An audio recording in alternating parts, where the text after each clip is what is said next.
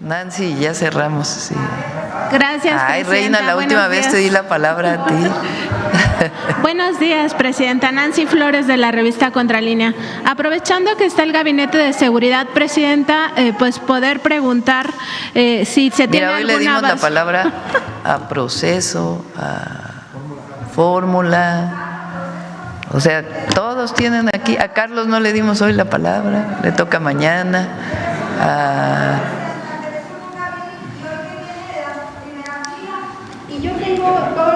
Ahí, Reina, preguntaste la semana pasada y te dimos como media hora de la mañanera. Adelante, Nancy. Presidenta, justo aprovechando que está el Gabinete de Seguridad, preguntar acerca de los avances en el caso García Luna. Esto se lo pregunto porque, bueno, sabemos que estas investigaciones alcanzan a los socios y a los familiares, y en el caso de los socios, pues estaban buscando acogerse a esta figura del criterio de oportunidad, saber si finalmente pudieron reunir los requisitos, y en ese sentido, si pues hay algún avance en torno a las posibles implicaciones de Felipe Calderón en este caso. No sé, Omar, si tienes el avance de lo de la UIF sobre el tema de García Luna, si quieres, para que después me lo puedan enviar, y no sé si hay alguna información adicional. Con gusto la revisamos. Sí.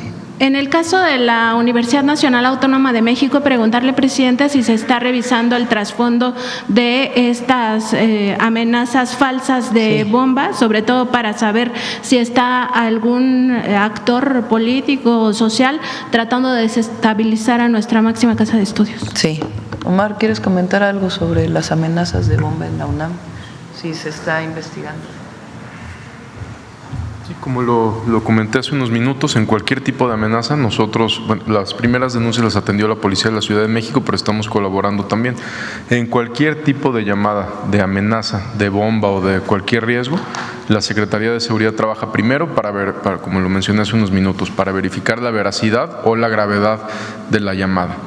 Y en todos los casos, pues la responsabilidad es ubicar a quien hizo la llamada, el origen, de dónde vino, porque muchas son, pues como saben, llamadas o de extorsión o de broma muchas veces. Sin embargo, ninguna se descarta. En cuanto tengamos mayor información, la compartimos, por supuesto. Terminamos, ¿no? Cerramos. La ley de amparo va, por lo que sabemos, va a pasar a Cámara de Diputados. Ya se publicó lo que aprobó el Senado. Nosotros seguimos manteniendo que ese transitorio tiene que modificarse porque no se explica bien. Aquí presentó el ministro Saldívar una propuesta de redacción que salva cualquier problema que tuviera que ver con la retroactividad, pero pues ya dependerá de la Cámara de Diputados. Si la Cámara de Diputados decide modificar el transitorio o alguna otra modificación, tendrá que regresar al Senado para una siguiente aprobación una vez que la Cámara de Diputados lo modifica. ¿Esa ley le ayudará a la Fiscalía para resolver múltiples casos que obviamente se han caído? Más bien, lo que en el caso penal, por ejemplo, ¿de qué ayuda la ley de amparo que se está presentando? Hacer más expedito todo, en cualquier caso, incluso mercantiles. O sea, lo que se está planteando es que no se lleven 15 años los casos en un amparo. ¿Qué es la ley de amparo? ¿O qué es el amparo? Que está en nuestra, bueno, no sé si aquí hay abogados, si no me corrige aquí el señor fiscal, el doctor en Derecho, el fiscal. El amparo protege al ciudadano frente a un acto de autoridad. Es algo muy importante en nuestras leyes, muy importante en nuestra Constitución y en nuestras leyes. Si una autoridad hace un acto de autoridad contra una persona, la persona tiene derecho a ampararse y decir, es injusto lo que la autoridad por lo que la autoridad me está demandando, sea penal, sea mercantil, sea civil. Tiene derecho el ciudadano a decir, la autoridad, fiscalía o un acto administrativo, un acto de otro tipo, está cometiendo una injusticia contra mí, tengo derecho a ampararme. Ese derecho que está establecido en nuestra Constitución está totalmente resguardado. Si una persona se ampara frente a un acto de autoridad y esa persona gana en primera instancia y la autoridad cree que es injusto, se va a una siguiente instancia. En esta siguiente instancia, el ciudadano puede volver a ampararse. Si en una siguiente instancia gana el ciudadano y la autoridad considera que se cometió una injusticia y que se le está dando razón al ciudadano y la autoridad tiene razón, puede irse a la siguiente instancia hasta la Suprema Corte de Justicia de la Nación. Puede haber el caso también en que el ciudadano gana el amparo y la autoridad dice, bueno, hasta ahí porque asume que hubo una equivocación. Pero ¿qué pasa también con la ley de amparo? Hay suspensiones provisionales. Hay un acto de autoridad contra una persona y el juicio de amparo lleva tiempo. Entonces, la persona tiene derecho a decir o a ir ante el juez y que el juez diga, te doy una suspensión provisional y que las cosas queden como están. Es decir, estás libre mientras sigue el proceso. Y después hay una suspensión definitiva hasta que se resuelva. Todo eso, en muchos casos, lleva 15 años. La primera instancia, la segunda instancia, la suspensión, la no suspensión. Entonces, ¿qué hace la ley de amparo? Reducir los tiempos para que no lleve 15 años, para beneficio también del ciudadano, no solamente de la autoridad, porque son demasiado tiempo. Ahora, en particular, en lo que tiene que ver cuando ya decidió la Corte, y en particular cuando decide la Corte frente a personas que le deben al fisco. Resulta que aunque decidiera la Corte después de 15 años, todavía el ciudadano se puede amparar frente al acto de autoridad de la resolución de la Corte. Entonces, ahora ¿qué dice la ley de amparo? Bueno, sí te puedes amparar, pero no va a haber suspensión. Después de que la Corte decida, no hay suspensión, puede seguir el proceso. Te puedes amparar, pero cuando llegue ya la decisión definitiva del amparo, tú tienes que poner lo que le debes al fisco en garantía hasta que se resuelva el juicio, que lleva menos tiempo. Pero estamos hablando de juicios que ya tienen 15 años y que hay una decisión de la Corte. Todavía en esa circunstancia se permite el amparo, lo que ya no se permite es la suspensión. Eso es lo que es el juicio de amparo. Ahora, le pusieron un transitorio que no quedaba claro en qué casos te sigues con la ley anterior y en qué casos te sigues con la ley nueva. Y eso es lo que nosotros decimos, que se aclare bien, porque el transitorio que le puso el Senado no se entiende, no quedó bien la redacción. Que la Cámara de Diputados ayude a que quede muy claro, de acuerdo a los criterios de la Corte anterior, de jurisprudencia, en qué casos sigue la ley anterior y en qué casos ya viene la nueva de juicios que se están llevando en la actualidad. Ese es el tema del juicio de amparo. Gracias, Presidenta. Primero, buenos días, Dalila Escobar de Proceso. Para el Gabinete de Seguridad, en torno al tema de las investigaciones respecto al contrabando de combustible, quisiera preguntar, con todo este entramado que han encontrado, ¿cuándo salen pues todas las cómo van avanzando y cuándo salen las órdenes de aprehensión contra quienes participaron en este entramado, incluidos, por ejemplo, mandos militares que han estado también en aduanas?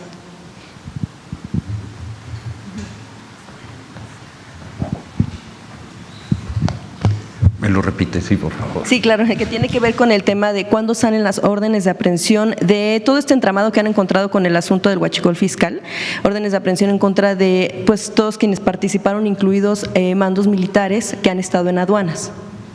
A ver, tuvimos 2 casos de 2 buques. ¿Se refiere usted específicamente a eso? Le puedo contestar con mucho gusto. Muy bien. Tuvimos uno en Altamira y el otro lo tuvimos en Ensenada.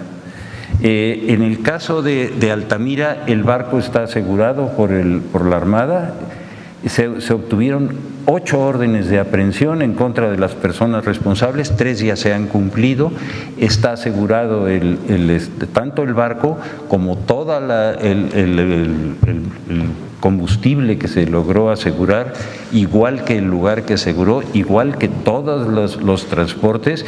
Ahí es donde se encontró la relación con los grupos delictivos del Cártel Jalisco Nueva Generación. Eso es por lo que hace a ese caso. Por lo que hace al de Ensenada, ahí el barco ya había partido cuando se encontró en un local una cantidad de más de 2 millones de litros de combustible, se aseguró el local, salieron 8 órdenes de aprehensión, se han cumplido 4, está el local asegurado, está el combustible asegurado y se hizo una investigación y de ese momento la señora presidenta ordenó que se generara un grupo de trabajo en esta especialidad que ha estado trabajando prácticamente a diario desde esos meses. Y en ese grupo de trabajo está el Ejército, la Marina, la Secretaría de Seguridad, Aduanas y todas las unidades de protección de Pemex. A partir de ese momento no hemos vuelto a tener un solo caso. Eso ha sido hasta el día de hoy un resultado de este trabajo de coordinación que nos ha dado esa oportunidad que ha sido única. Ya no ha habido un solo caso. El último de Topolobampo, ¿verdad, señor almirante? Es un barco que traía material químico y hasta este momento no se ha obtenido ninguna muestra de que sea materia de un huachicoleo.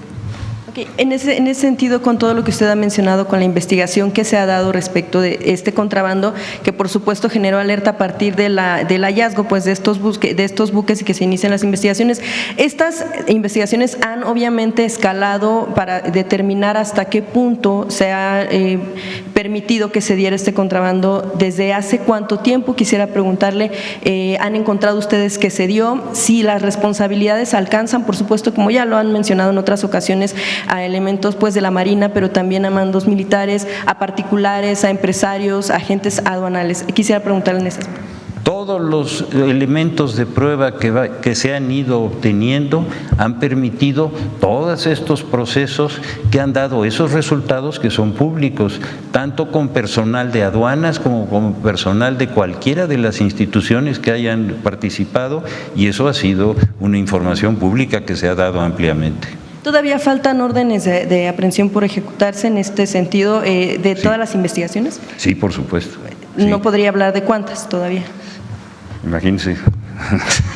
Muchas gracias. Ahora, no, nada más, perdón, disculpe, solamente sobre el tema del monto. La Procuradora Fiscal hablaba hace unos días de que el monto del daño que ha ocasionado el contrabando de combustible podría ascender a 600,000 millones de pesos. ¿Eso es lo que han localizado? ¿O cuál? Sí sería bueno, perdón, aclarar el punto. Sí, ella no lo declaró. Fue un diputado quien hizo esta pregunta, pero ella no lo declaró. No fue en una comparecencia de ella, pero ella no lo declaró. En una entrevista que hicieron medios al salir. Sí, pero entrevista. Ella no lo declara. ¿A cuánto ascendería el monto del daño? Bueno, hay que estimarlo. Bien, Presidenta, también quisiera preguntar en este sentido. Evidentemente el gobierno anterior, el anterior sexenio, entregó aduanas a las Fuerzas Armadas para evitar precisamente asuntos de corrupción. No sé si quisieran contestar algunos de los elementos de las Fuerzas Armadas. ¿Qué consideran que pudo haber hecho que se corrompieran los elementos para poder, pues, de alguna manera facilitar o participar en este tipo de maniobras? Yo creo que lo importante aquí es que no hay impunidad. ¿Qué pudo ocasionar que algún elemento, en este caso de Marina, haya estado involucrado? Pues lo tiene que contestar quien hoy está detenido. Lo importante es que se actuó y no hay impunidad. Eso es un hecho. Lo segundo, que es muy importante, este año el incremento en la recaudación de aduanas con respecto al año anterior es de 200,000 millones de pesos, adicionales al año anterior. Dije el domingo que el incremento en la recaudación es de 500,000 millones de pesos respecto al año anterior. O sea, estamos hablando de que casi la mitad viene de aduanas.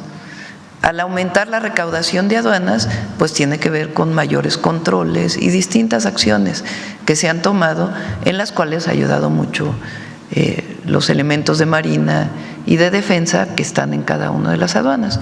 Y si se llega a encontrar una irregularidad contra un civil o contra alguien que sea miembro de las Fuerzas Armadas, se actúa, se denuncia y se hace la investigación. Es decir, marinos y ejércitos seguirán todavía al frente del manejo del control. Sí, al frente de la ANAM está un civil, como saben, y al frente de cada una de las aduanas, tanto en tierra como en mar, están o elementos retirados o elementos activos. Y como saben, yo me reúno con ellos, hacemos una revisión aduana por aduana, y si se encuentra además una irregularidad, la Agencia de Transformación Digital está en una revisión permanente de los datos, y si se encuentra alguna irregularidad, se revisa administrativamente. Si es el caso de alguna distracción, algún problema que no tiene que ver con un delito, pues entonces se hace un cambio. Si tiene que ver con algún delito, se presenta la denuncia. Gracias, Presidenta. En otro tema, regresando un poco al asunto de… O un presunto delito, ¿verdad? Porque eso lo determina la Fiscalía o el juez. En el caso de Hernán Bermúdez, nada más preguntarle, como bien mencionaba fiscal, se está ahora llevando el proceso en la Fiscalía Local por el tema de delitos del fuero común. Sin embargo, está pendiente la ejecución de la orden de aprehensión por delitos del fuero federal. Quisiera preguntarle si ustedes tienen notificación de que se promovió un amparo para evitar que se ejecute la misma, por parte de Hernán, por supuesto.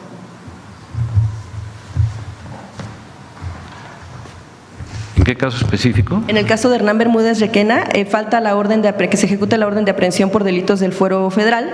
Sí. Ahorita sabemos que están los delitos del fuero común con la Fiscalía Estatal, pero preguntar si ustedes tienen conocimiento de que se promovió un amparo para evitar que se ejecute la segunda orden, que es en el caso de la Fiscalía de delitos del orden federal. Sí, promovió un amparo, pero no le va a servir de nada. Bueno, ok. Y… ¿Perdón? No, pero a ver, vamos uno por uno, ¿no? Sí, es que estaba pendiente también la pregunta en torno al tema de cuándo empezó la investigación por el asunto del huachicol fiscal, bueno, del contrabando de combustible, sobre todo porque se había mencionado que fue a partir de la actual administración que se empezaron a llevar estas investigaciones derivado de los hallazgos de los buques, pero saber si en efecto se inició desde el anterior sexenio o fue a partir de este. Teníamos la duda sobre esa aclaración. Hay que recordar la cantidad de buques que durante la administración anterior fueron detenidos y asegurados por este tipo de delitos. Es un asunto que se ha venido llevando a cabo durante muchos años y ustedes lo ven en las encuestas, cómo ha venido bajando el índice delictivo en cada uno de los aspectos delincuenciales en razón de un trabajo que se ha venido fortaleciendo año con año y mes con mes. Ese es el resultado final de un trabajo muy, muy largo que ha dado este resultado final. ¿Las carpetas de investigación cuándo se iniciaron? Las carpetas en específico por este tipo de delitos. Si usted quiere que le dé yo un dato concreto de cada uno de estos casos, con mucho gusto yo lo busco y se lo hago llegar. Muchísimas gracias. Y bueno, finalmente en el tema de Hernán Bermúdez, regresando otra vez, se mencionaba que en efecto fue en diciembre de 2023 cuando se supo de las irregularidades en que pudiera estar incurriendo este entonces funcionario local de Tabasco, que fue removido y bueno, incluso recordamos también en el gobierno de Tabasco habían agradecido incluso su labor que la dejó en enero de 2024, pero pasó un año, en noviembre nos habían comentado en el anterior gabinete, en noviembre de 2024 fue que se iniciaron estas investigaciones y fue hasta febrero de 2025 que se pues liberó esta orden de aprehensión en contra de Hernán Bermúdez. Fue así y también bueno, seguramente pues usted no va a poder responder, pero si tienen información, usted estuvo en el anterior sexenio, ¿por qué no se inició una investigación entonces desde diciembre de 2023 en contra de Hernán Bermúdez? Acuérdese, y lo acabamos de decir hace un momento, que este tema comenzó con una denuncia por una serie de extorsiones a gasolineros en Tabasco. Esas investigaciones era y sigue siendo un asunto de carácter local. Ellos establecieron ya las responsabilidades penales en el año 24 y fue cuando salió la orden de aprehensión para esta persona. Con esos datos, como ya lo dije hace un momento, nosotros obtuvimos información de inteligencia que nos permitió establecer la responsabilidad de delitos fiscales del secretario particular de este individuo, lo procesamos y está en la cárcel. El resto es lo que ya le comenté. ¿Podría acogerse en algún momento al criterio de oportunidad esta persona? ¿Quién? Hernán Bermúdez Requena. Por favor. No, bueno, pues le pregunto porque precisamente No. Digo, el delito federal por el que nosotros obtuvimos la orden de aprehensión es el delito que vamos a aplicar en el momento en que reunamos toda la información que se va a dar en las audiencias de carácter local. Sí, evidentemente yo me refería a todo el procedimiento que se tiene que llevar previo a que se pueda dar esta oportunidad.